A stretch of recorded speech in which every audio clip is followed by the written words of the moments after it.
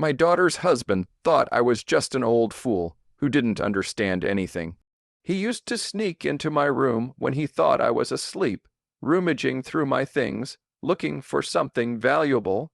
But that night, when he opened my drawer to get the keys to the safe, his face first turned white as chalk and then yellow like egg yolk.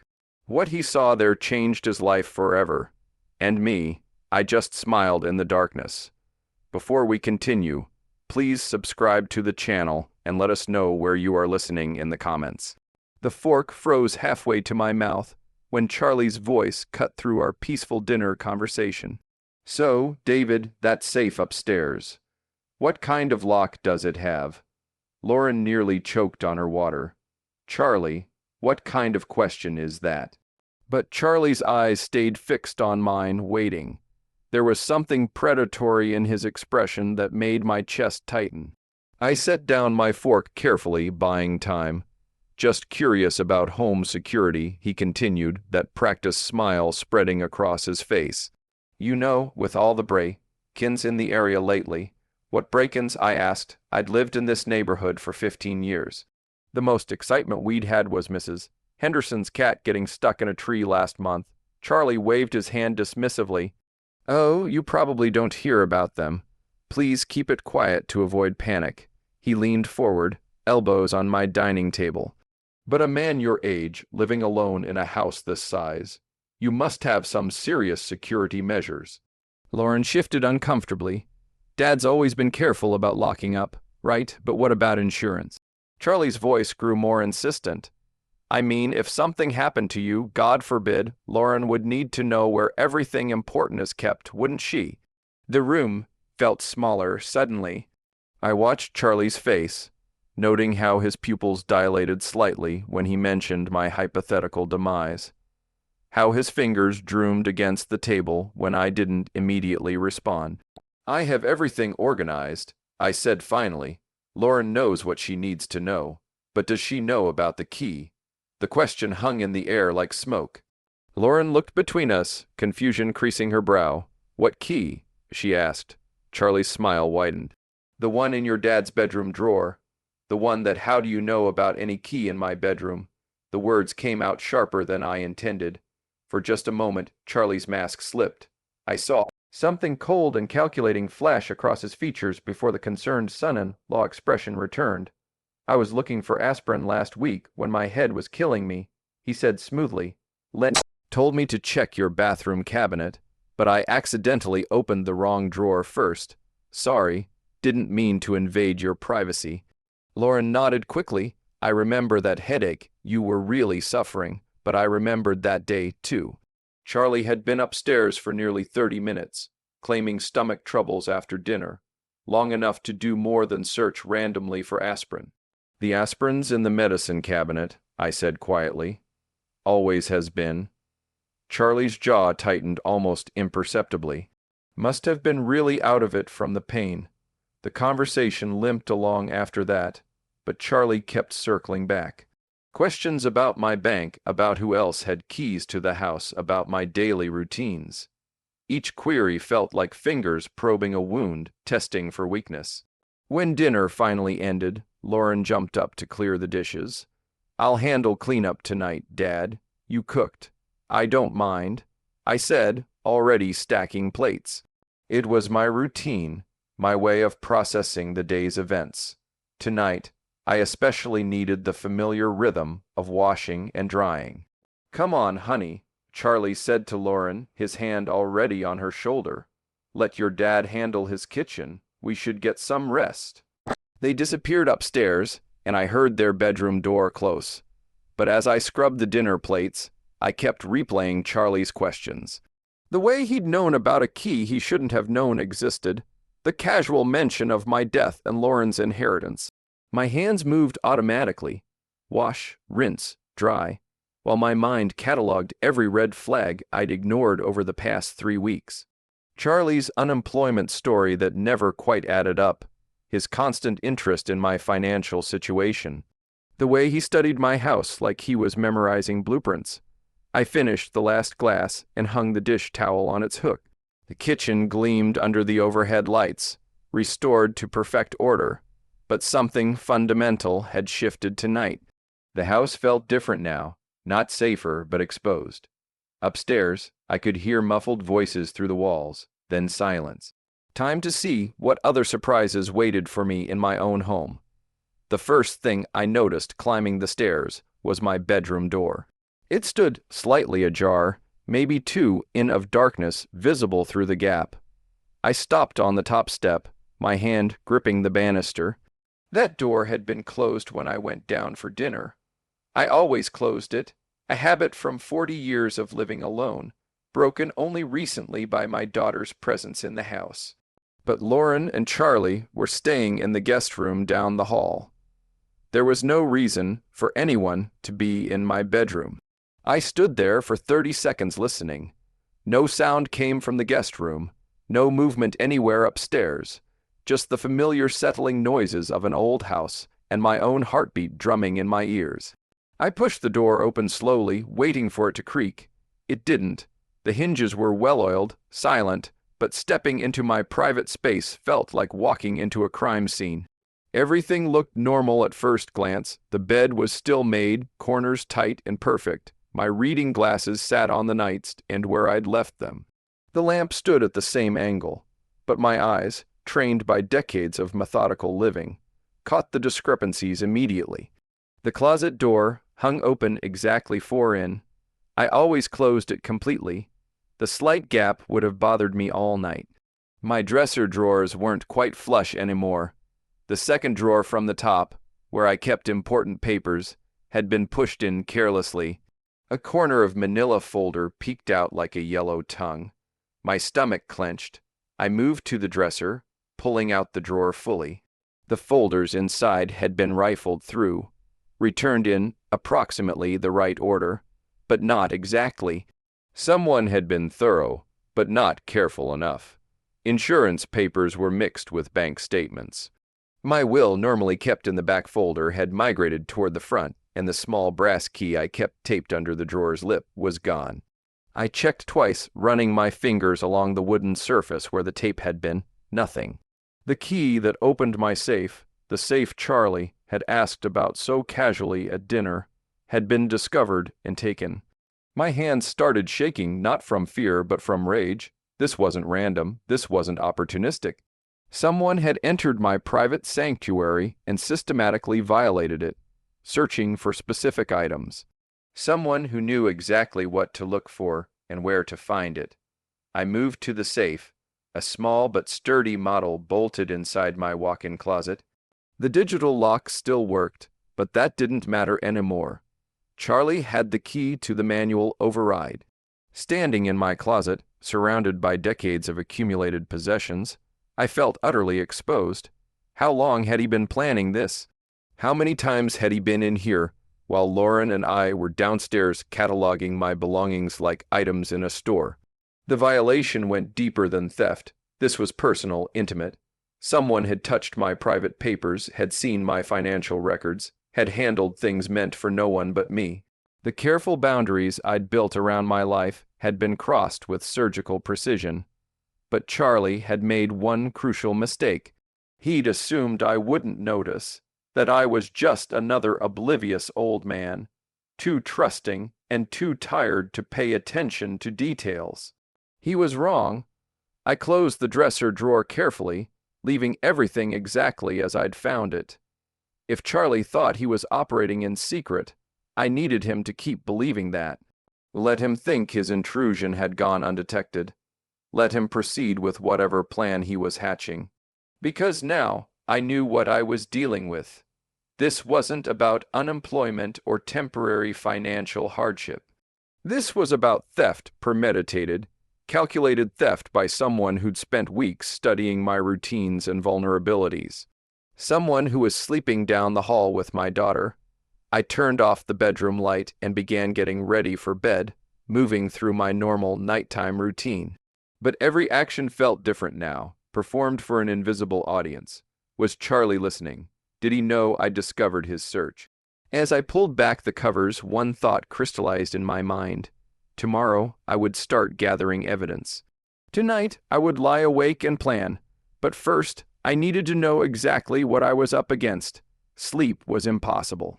I lay in bed, staring at the ceiling, my mind cycling through the evening's revelations. Every small sound made me tense. The house settling, wind through the trees outside, the faint hum of the refrigerator 2 floors below.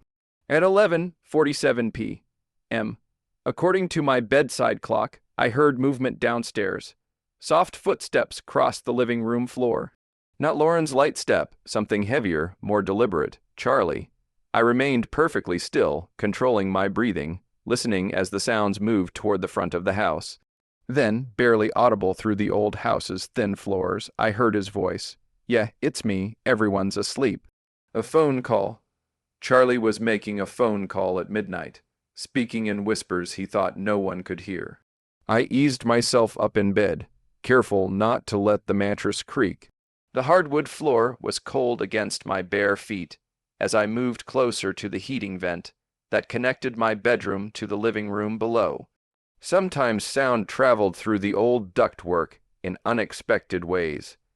The old man's definitely loaded. Charlie's voice drifted up clearer now.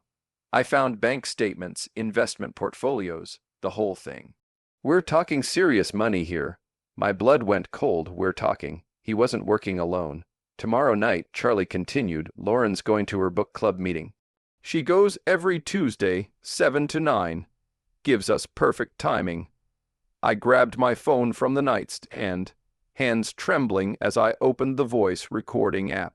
Whatever came next, I needed evidence. "I already have the safe key," Charlie was saying. "Grabbed it earlier today while they were having dinner. The old fool keeps everything important in there.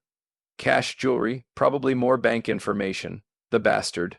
I pressed record just as his voice became more animated, more confident.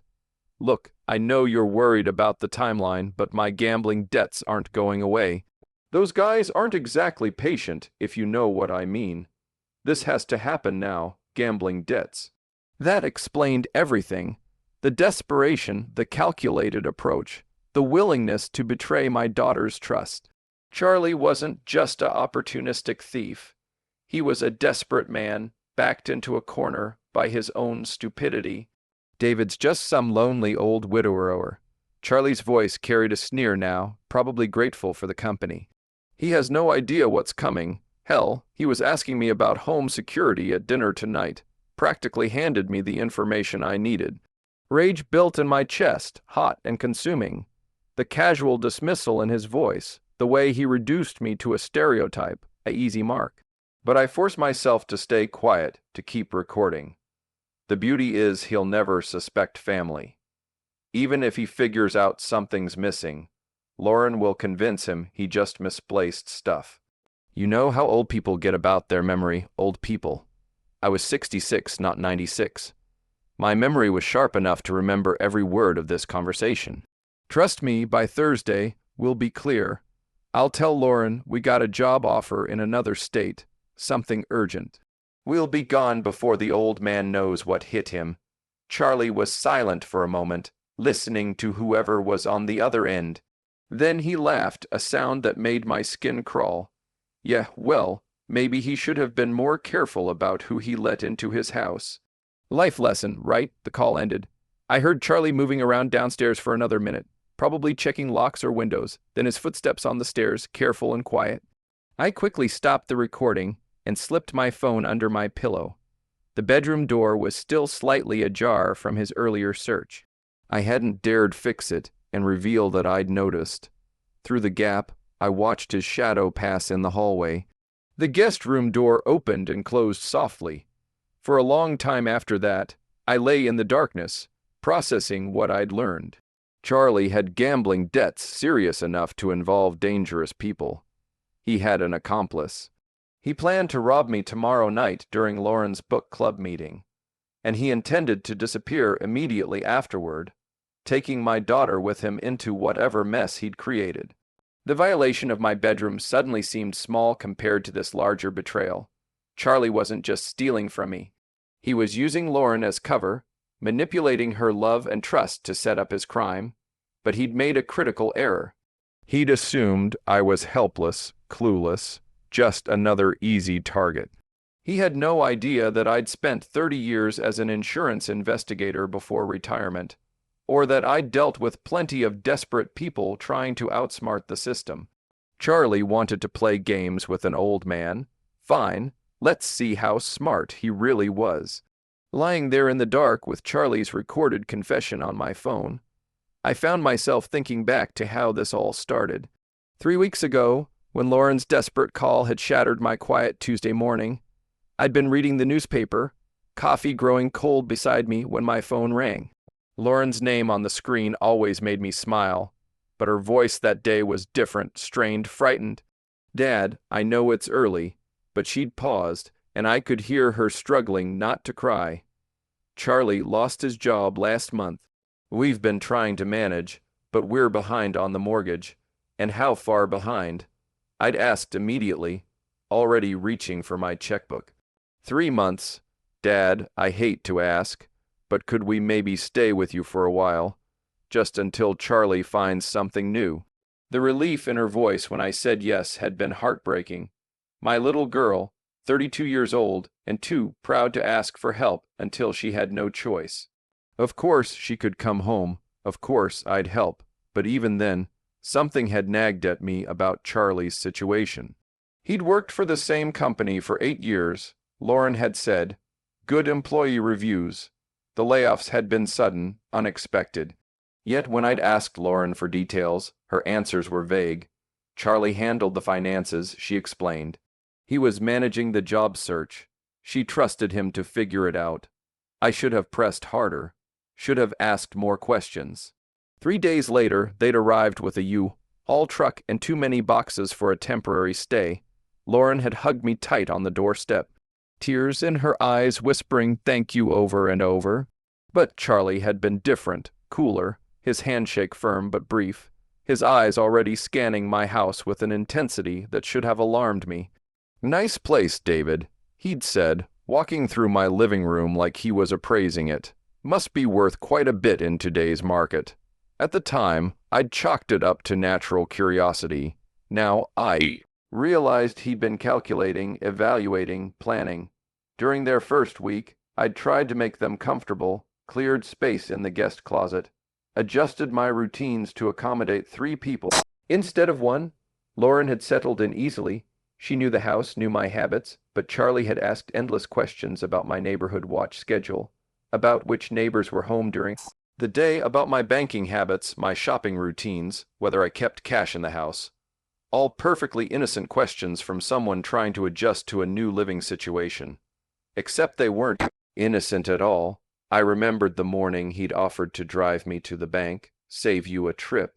He'd said, I need to update my address with unemployment anyway. But at the bank, he'd lingered near the teller window, watching as I made my deposit. Asked casual questions about my account types, my safety deposit box.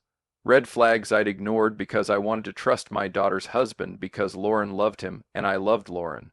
The gambling should have been obvious, too. Charlie. Phone rang constantly.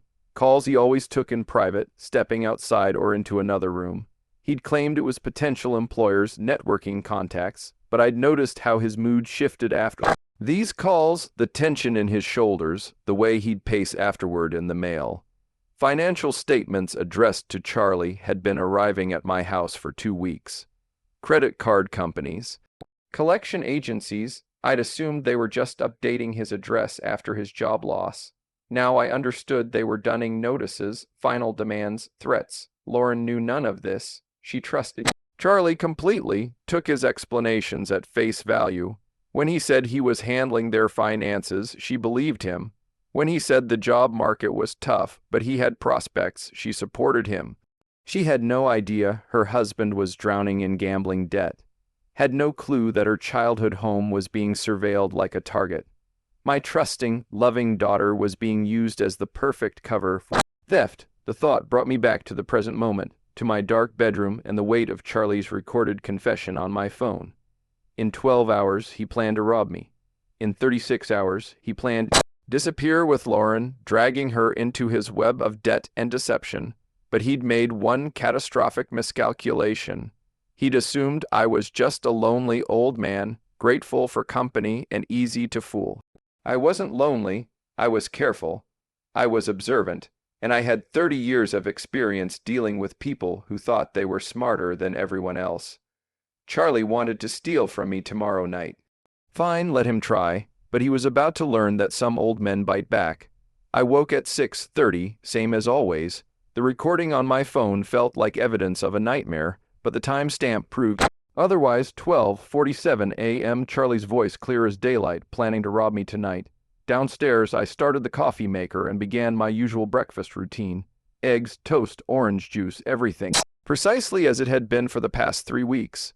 When Lauren appeared in her robe, yawning and grateful, I smiled warmly. Morning, sweetheart. Sleep well, like a baby.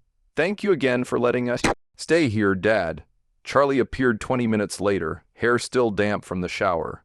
He looked rested, confident, a man with a plan. Beautiful morning, he said, settling into his chair. What the? Everyone got planned for today. I set his coffee down carefully. Oh, the usual, might run some errands later. Charlie's eyes sharpened slightly. What kind of errands? Just odds and ends, hardware. Store, maybe the bank. I watched his reaction. A tiny muscle twitched near his left eye. Nothing exciting, the bank. Charlie leaned forward. Everything okay financially? Lauren laughed. Dad's always been paranoid about checking his accounts in person. Old habits. Not paranoid, I corrected mildly. Careful. You can't be too careful these days. Charlie nodded too enthusiastically. Absolutely right. Identity theft, online scams. It's a jungle out there for someone your age, someone my age. There it was again, in that casual dismissal wrapped in false concern. Speaking of careful, Charlie continued, I've been thinking about your home security. This neighborhood seems pretty quiet, but you never know. It's perfectly safe, Lauren interjected. Dad's lived here 15 years without problems. But Charlie wasn't listening to his wife. His attention stayed locked on me, still a man living alone. Valuable things in the house. It pays to be prepared. You mentioned that safe upstairs. Is that where you keep important documents? I took a slow sip of coffee, considering my response. Some things, yes. What about cash? I mean, if the banks went down or something happened, it's smart to have emergency funds readily available. The audacity was breathtaking. He was sitting at my breakfast table, eating food I'd prepared, asking me to inventory my assets for his convenience. I have what I need, I said simply. Charlie tried a different approach. You mentioned being a heavy sleeper last week. That's good. I worry about older folks who can't get proper rest. I hadn't mentioned any such thing, but I nodded anyway. Oh, yes, once I'm out, I'm dead to the world, especially lately. I've been so tired in the evenings. That's normal at your age, Charlie said. Your body needs more rest. Lauren shot him a look.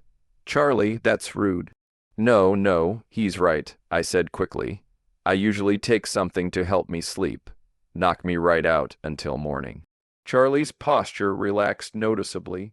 Perfect. Let him think I'd be unconscious and helpless tonight. Well, I should let you folks plan your day, I said, standing to clear the dishes. I'll probably turn in early tonight. All this family activity has me more tired than usual. That sounds perfect, Dad. Lauren said, you deserve rest. Charlie helped carry plates to the kitchen, and I caught him glancing toward the stairs, toward my bedroom, calculating, planning. You know, he said casually, I might stay up late tonight, watch some TV in the living room. I'm a bit of a night owl. Of course he was. I smiled and nodded. Make yourself comfortable. The remote's on the coffee table. After breakfast, Charlie announced he needed to make some calls about job prospects. Lauren decided to organize their belongings in the guest room. I had my window. I think I'll run those errands now. I told them, you two enjoy some quiet time together. As I backed out of the driveway, I saw Charlie watching from the upstairs window. Not the guest room window, my bedroom window. My hands tightened on the steering wheel. Tonight couldn't come soon enough. The hardware store was my first stop. I needed supplies, but more importantly, I needed to think through every detail of what was coming. Charlie had made his intentions crystal clear at breakfast. Tonight, while I supposedly slept deeply with the help of medication, he planned to enter my bedroom, locate the key he'd spotted weeks ago, and open my safe. Simple, clean, the perfect crime against a trusting old man. Except the key wasn't there anymore. I'd moved it at 5 this morning, after lying awake since Charlie's phone call. The small brass key now sat safely in my kitchen junk drawer, buried beneath rubber bands and twist ties. Charlie could search my bedroom dresser until his fingers bled. He'd find nothing, but that wasn't enough. I wanted him caught red-handed, humiliated, exposed for exactly what he was. I wanted evidence so clear that even Lauren couldn't deny her husband's true nature. In the hardware store's party supply aisle, I found what I needed. A small confetti cannon, the kind used for gender reveal parties. Spring loaded, designed to create maximum mess with minimum effort. Perfect. I also picked up a bag of ultrafine glitter, the kind that sticks to everything and never quite comes off. Silver and gold, because if Charlie wanted to be a thief, he should look the part. Back home, I found the house empty. A note from Lauren on the kitchen counter. Gone grocery shopping with Charlie. Back by 2 p.m. Love you. Perfect timing. I had 3 hours. In my basement workshop, I carefully dismantled the confetti cannon. The mechanism was beautifully simple. A spring-loaded plunger that would trigger when sufficient pressure was applied. I replaced the harmless paper confetti with my glitter mixture, adding just enough to coat someone thoroughly without causing injury. The tricky part was calibration. I needed the device to trigger when Charlie opened my dresser drawer and reached inside, but not from casual contact. After several tests with a wooden spoon, I found the right sensitivity. Installation required precision. I placed the modified cannon inside my dresser drawer, positioning it so the trigger would activate when someone reached toward the back, exactly where the key had been hidden. To anyone glancing inside, it would look like normal drawer contents. A few old photos, some buttons, miscellaneous items, but reach in with purpose. Search with intent and surprise. I tested the setup 3 times, using a ruler to simulate Charlie's searching motion. Each test triggered perfectly, sending a cloud of glitter exactly where an intruder's face and hands would be. The device reset easily, ready for its real performance. Next came the key placement deception. I positioned a dummy key in plain sight near the front of the drawer, an old luggage key that looked similar enough to fool someone in a hurry. Charlie would spot it immediately, reach for it confidently, and trigger my surprise. The beauty was in the psychology. Charlie expected stealth, silence, success. He'd budgeted for a quick, quiet theft. He hadn't planned for a glitter explosion that would mark him as clearly as a die pack. Mark's bank robbers. By 1:45 p.m., everything was in place. The drawer looked innocent and normal. The trap was armed and ready. Charlie would walk into my bedroom tonight, expecting to find a helpless victim. Instead, he'd find 24-karat justice. I heard car doors slamming in the driveway. Lauren and Charlie returning from their shopping trip, probably feeling domestic and normal. Charlie had no idea his crime scene had become a trap. I closed the dresser drawer gently and headed downstairs to greet them, wearing my best grandfatherly smile. Tonight was going to be very interesting. I need to run out for a quick errand, I announced after lunch. Won't be long. Lauren looked up from unpacking groceries. Need help with anything, Dad? Just picking up something at the electronics store. You two relax. You've done enough shopping for one day. Charlie barely glanced up from his phone, but I caught the flicker of interest in his eyes. The old man running errands alone, leaving the house unguarded, probably confirming his mental map of my routine. The Best Buy clerk was a helpful young man named Marcus, who didn't blink when I explained I wanted a security camera for my bedroom. A lot of break-ins in your area, he asked. Something like that. I need something small with good night vision, and it needs to be wireless. Marcus showed me several options. I settled on a compact model that connected to my smartphone with motion detection and 8 hours of battery life. The camera was smaller than a deck of cards and came with magnetic mounting options. You'll want to test the placement, Marcus advised. The app lets you see exactly what the camera sees in real time. Perfect. I paid cash and drove home, the camera sitting in its box beside me like a secret weapon. Back home, I found Charlie and Lauren watching television in the living room. They looked comfortable, domestic, like a normal couple staying with Lauren's father. Not thieves preparing for a heist. Just going to rest for a few minutes, I told them, heading upstairs. All this running around has me beat. In my bedroom, I closed the door and got to work. The camera needed to capture Charlie's approach to the dresser, his reaction to opening the drawer and the glitter explosion that would follow, but it also needed to remain completely hidden. I tested several positions using the smartphone app. On top of my bookshelf, the angle was wrong, behind my lamp, too obvious. Finally, I found the perfect spot, nestled between books on my nightstand, angled to capture both the dresser and the center of the room. The magnetic mount held perfectly, and the camera's black casing blended with the book spines. Unless someone was specifically looking for surveillance equipment, it was invisible. I spent 20 minutes adjusting the angle through the app, ensuring optimal coverage. The motion detection was sensitive enough to activate when someone entered the room, but not so sensitive that normal settling or outside noise would trigger false recordings. Battery life was crucial. The camera needed to last from now until Charlie made his move, potentially 8 to 10 hours. I switched it to motion-activated mode to conserve power, then tested the night vision capability by turning off the lights. The infrared image was crystal clear. Charlie's face would be perfectly visible when he triggered my trap. I also tested the recording function, making sure the audio was clear enough to capture any words Charlie might speak during his crime. If he said anything incriminating, and desperate people often talk to themselves, I'd have that evidence too. The setup was elegant in its simplicity. Charlie would enter my room expecting darkness and silence. Instead, he'd be filmed from the moment he crossed the threshold. Camera would capture his search, his discovery of the dummy key, his reaching into the drawer, and the spectacular glitter explosion that followed. Visual evidence, audio evidence, and physical evidence, all in one beautiful package. I repositioned a few books to better camouflage the camera, then stood back to admire my work. Everything looked normal, innocent, just an old man's bedroom.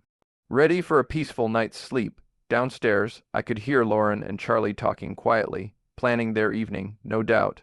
Charlie was probably calculating the hours until his theft window opened. He had no idea the window had become a trapdoor.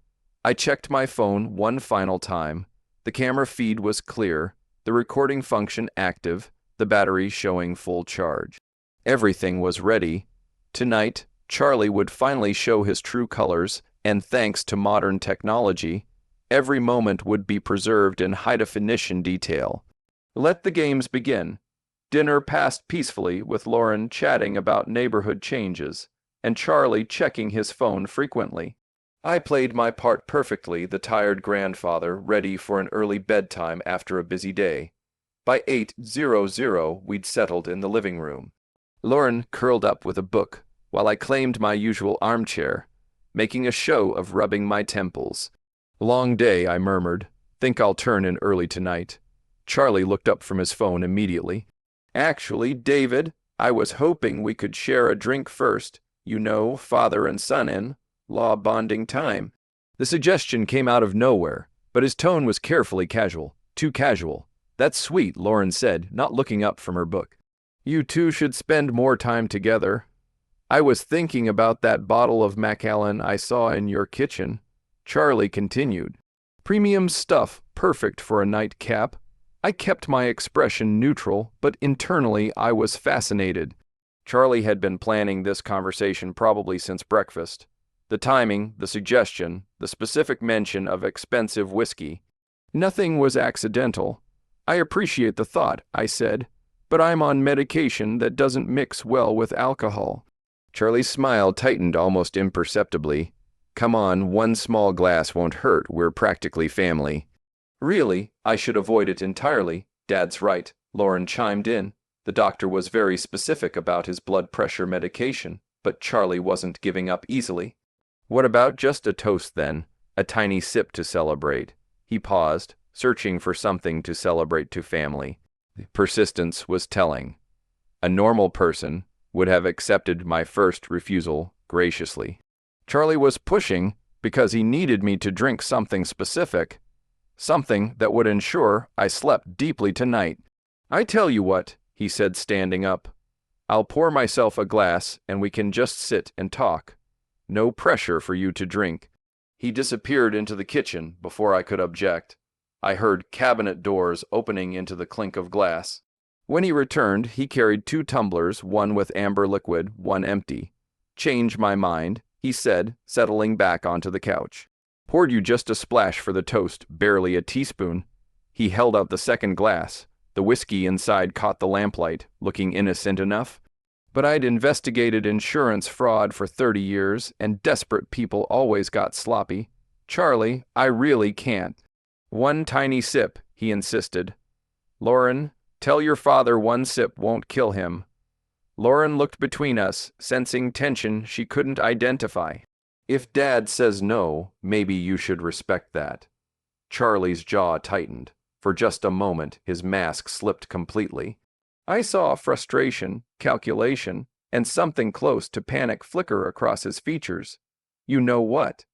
I said, standing carefully. I'm more tired than I thought. I think I'll take one of those sleeping pills and call it a night.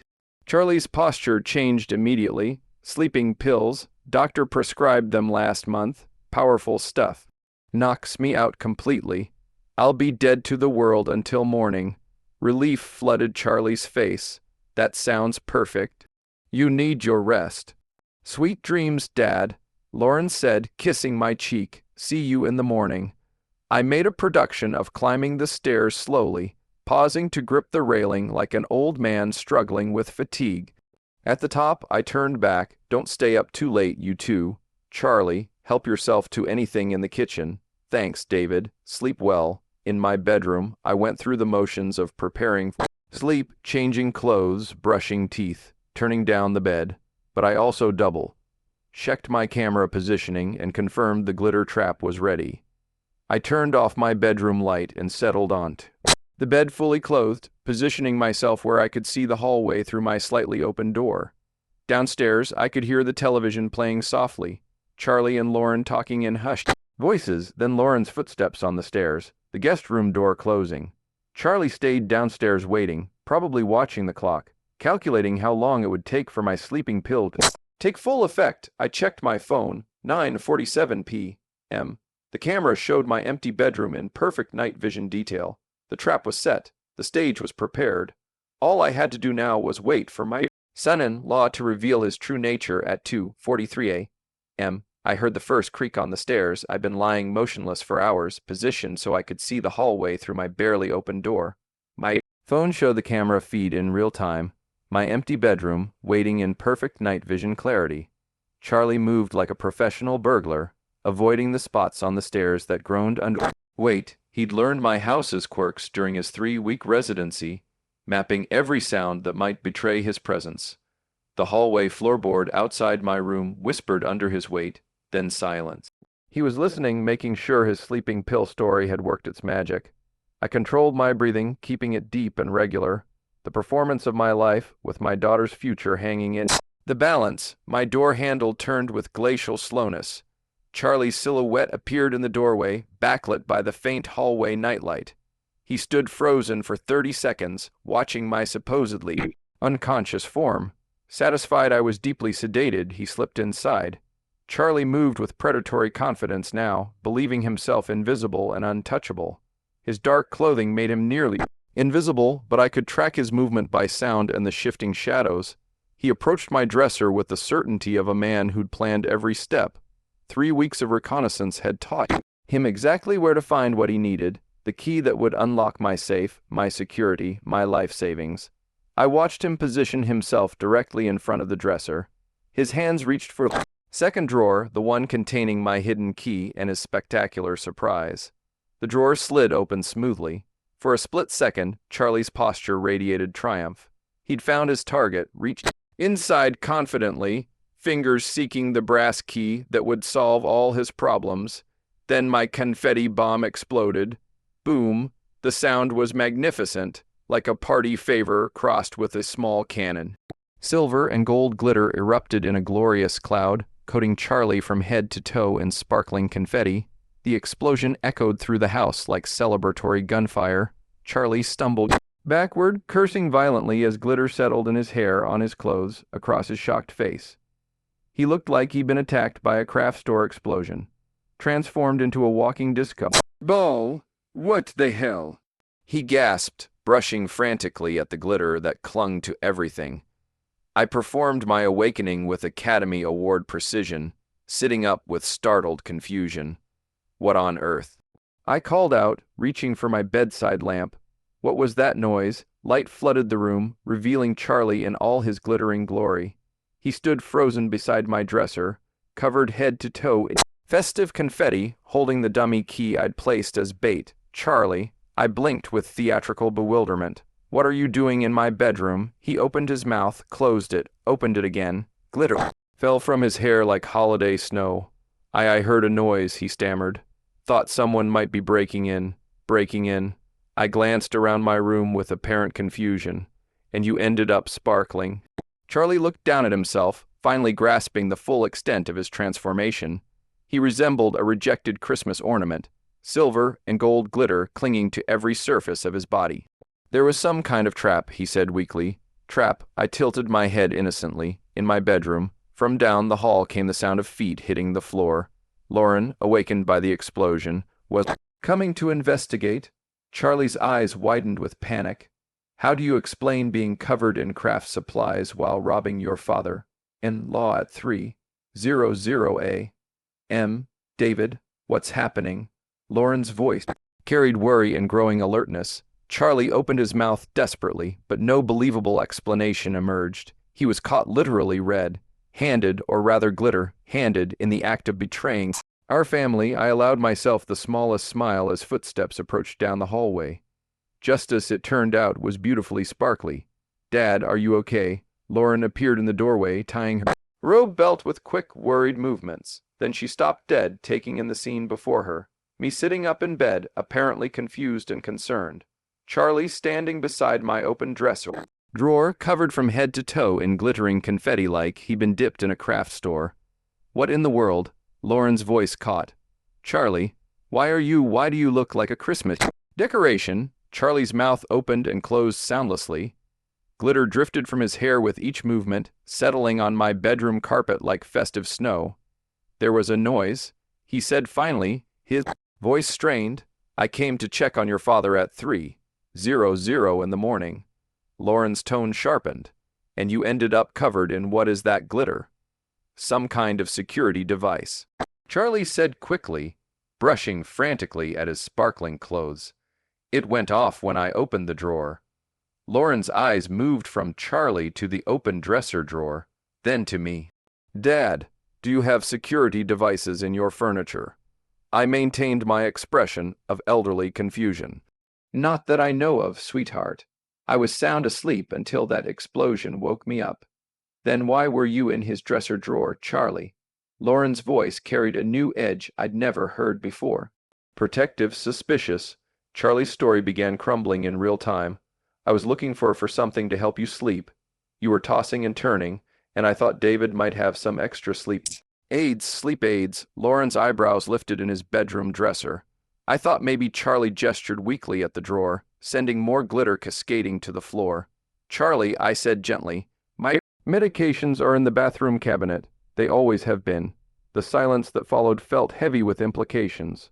Lauren looked between us, her expression shifting from confusion to something harder. So, let me understand this, she said slowly. You left our bed at 300 in the morning, came into my father's bedroom while he was sleeping, and opened his private dresser drawer, looking for medicine you knew wasn't there. It's not like that, then what is it like?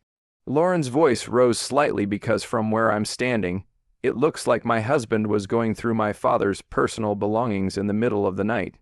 Charlie's desperation grew more Visible, Lauren, you have to understand. I was just trying to help. Help with what exactly? I interjected mildly. What were you hoping to find in that drawer? Charlie's eyes darted between us. Question hung in the air like an accusation.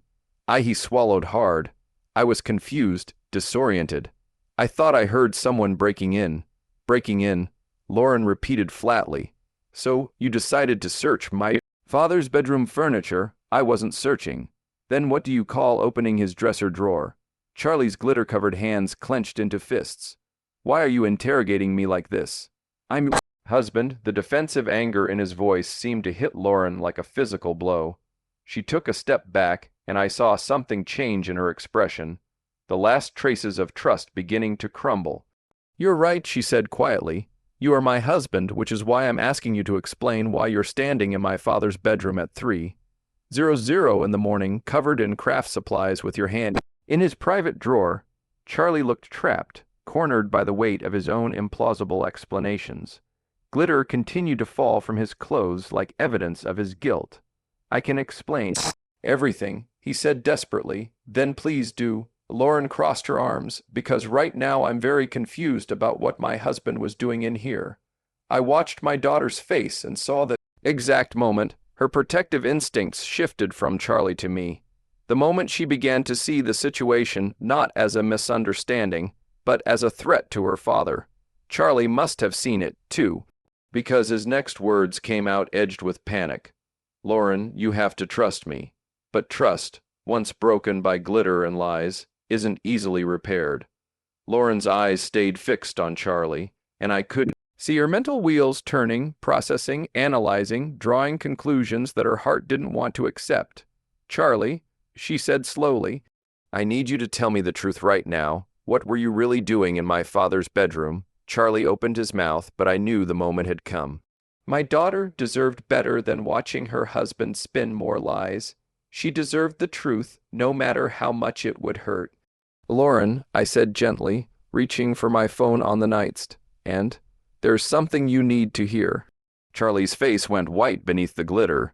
David, don't what? Lauren's voice sharpened dangerously. Don't what, Charlie? I found the recording from 2 nights ago and held up my phone. Sweetheart, I recorded something last night. A phone conversation. I think you should listen to it. No, Charlie said quickly. Lauren, whatever he thinks he heard. Be quiet, Lauren snapped, never taking her eyes off me. Dad, play it. I pressed play. Charlie's voice filled the room clear and damning. Yeah, it's me. Everyone's asleep.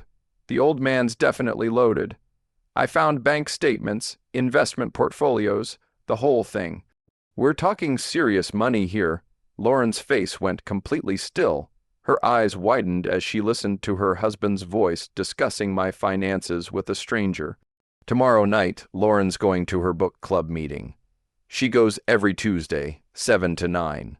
Gives us perfect timing. Stop it, Charlie said desperately. Lauren, I can explain. Shut up. Lauren's voice was deadly quiet. Just shut up and let me listen. Charlie's voice continued from the phone. I already have the safe key. Grabbed it earlier today while they were having dinner. The old fool keeps everything important in there. Cash, jewelry, probably more bank information. Lauren's hand flew to her mouth. She stared at Charlie like she was seeing a stranger. Look, I know you're worried about the timeline, but my gambling debts aren't going away. Those guys aren't exactly patient, if you know what I mean. Gambling debts, Lauren whispered. What gambling debts? The recording continued. David's just some lonely old widower, probably grateful for the company. He has no idea what's coming.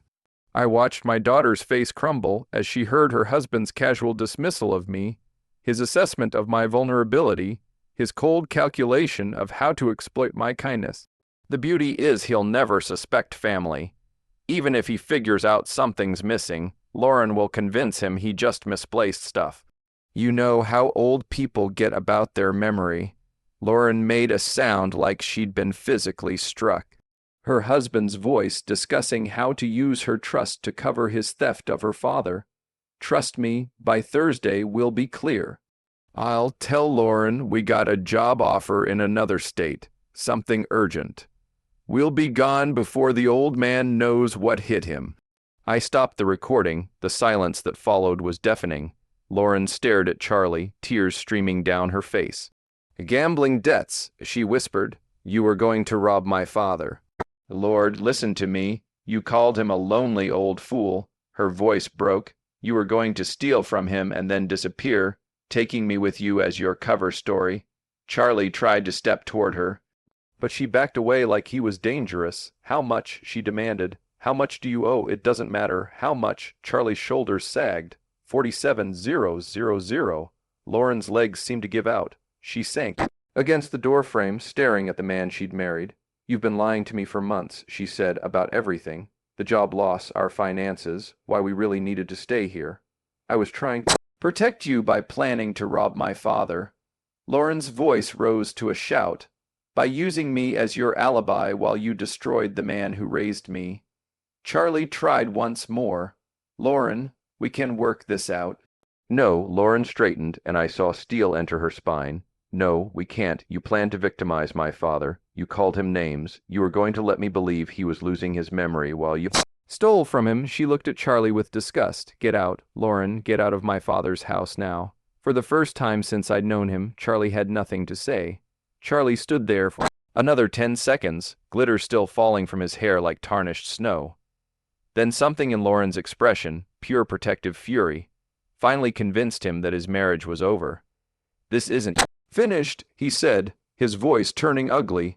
Half of everything we own is mine. I'll get my share. You mean half of our debt. Lauren's voice was ice cold. Because that's all we have, Charlie. Debt. Gambling debt that I knew nothing about. I'll fight you in court. With what money?